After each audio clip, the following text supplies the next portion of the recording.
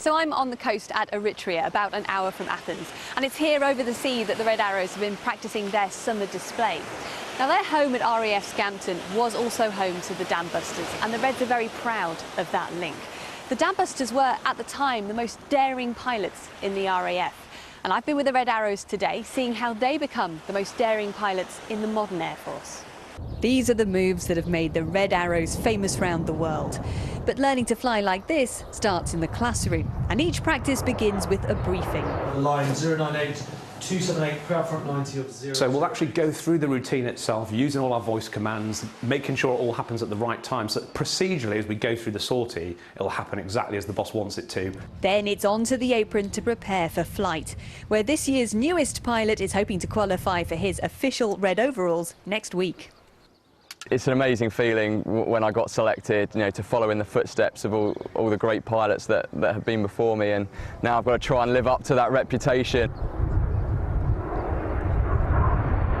The pilots run through the routine 3 times a day, and monitoring each performance on the ground is Red 10, who's also new to the team.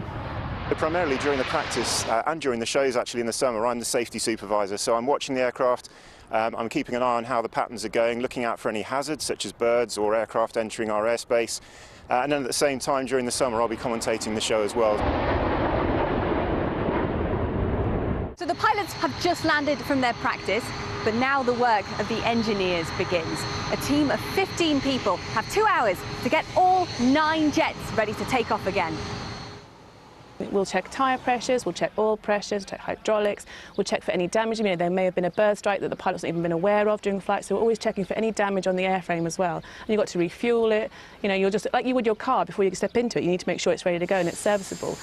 Today they're a long way from RAF Scampton, but wherever they go, the Reds keep in mind the famous pilots of 617 Squadron that shared their home base.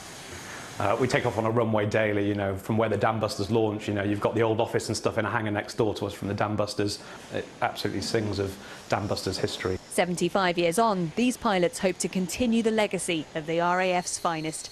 Sarah Walton, BBC Look North, Tanagra Air Base in Greece.